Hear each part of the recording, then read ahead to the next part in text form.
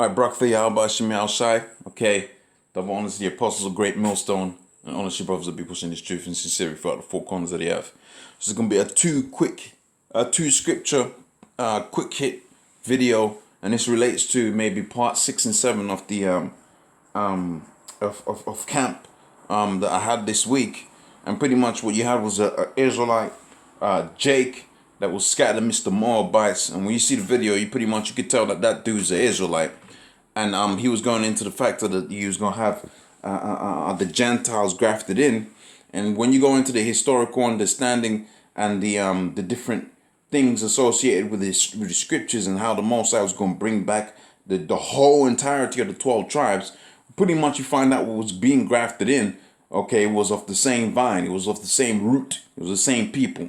And we kind of got into it, but this point really didn't come up. And when I had gone back today after the camp, which is a good thing to do, okay, after you have had a topical debate with an individual at the camp, hey, sometimes just sometimes sit back, reflect, okay, look at your weaknesses, man.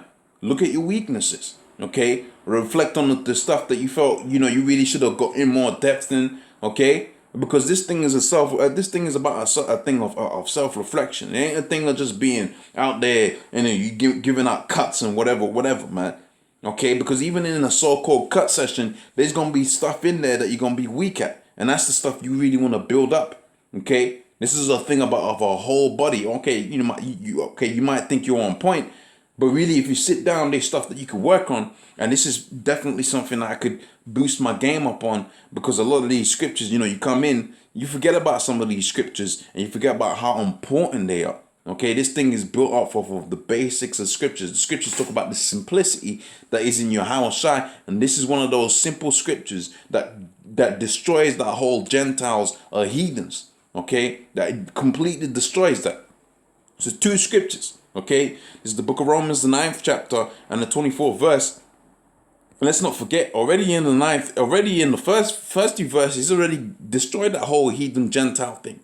Okay, he says here, to whom pertaineth the who are Israelites, to whom pertaineth the adoption and the glory and the giving of the law and the giving of the law and the service of Yahweh and the promises. That only pertains to the Israelites. He's telling you that in the 4th verse. Let's go back down to the 24th verse, because he's going to go on what seems to be a tangential soliloquy, if you will, but really it's the same thing that he's saying. He's saying that, look, this is going out into the whole 12 tribes. Okay, here we are right now. It's only Judah left. Okay, the house of Israel has already been carried away into Assyria, and the people there know that.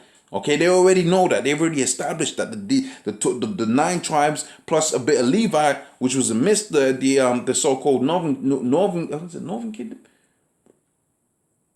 A northern kingdom, I believe, off the top of my head. Simple things I forget, Okay, amidst the house of Israel, well, they had already been taken away into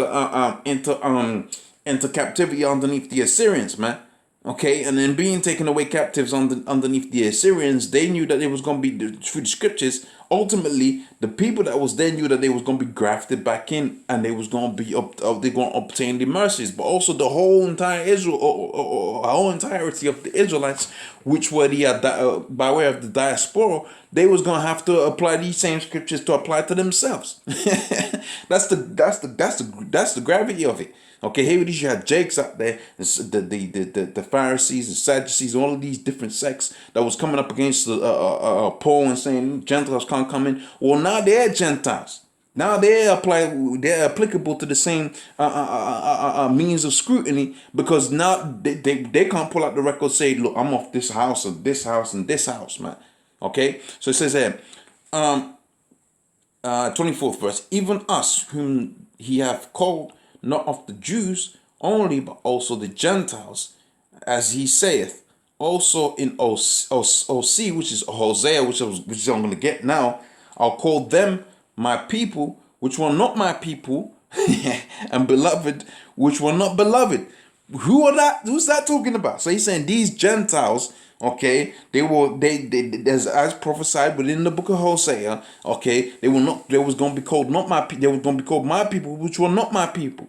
But before that, they was called the people of the Most High. And that's what you're going to see within the book of Hosea, the 1st chapter, baby. Okay? These scriptures are it's really, when you get it, And it's not a thing of you just coming into this thing and you're going to get it overnight. Okay, you really got to work at it, man. Okay, you really got to work with it, and then the Most High will sup with your ass. Okay, and once he sups with you, then you really, oh man, really it's simpler than you might make it. Okay, so here's the people that he's calling Gentiles. Okay, so Hosea 1:9 it says, and then he said the Most High, call his name Lord on me, for ye are not my people, and ye shall not be my and I shall not be your power. Yet the number of the children of Israel shall be as the sands of the sea. Ooh.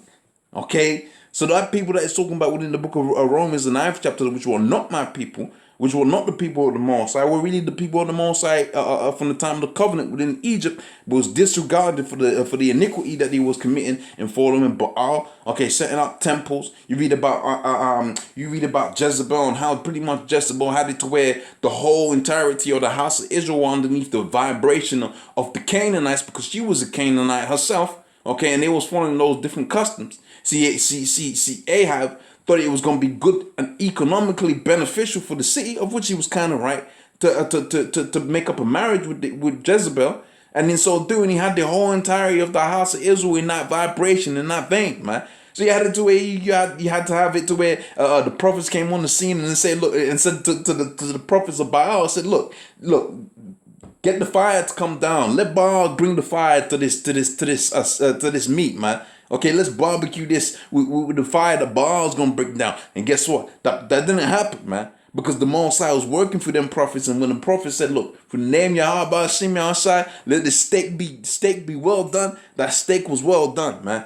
Okay. So the whole nation was underneath the vibration of Baal. Most High did away with them, but that was still talking about the Israelites. And you go to the book of Revelations, that's still talking about the Israelites, and this is the proof of that. So with that, I'm going to say, all praise unto Yahweh Hashem Yahushai, double honor to the apostles of Great Millstone. Honestly, brothers, I'll be pushing this truth in sincerity. Shalom.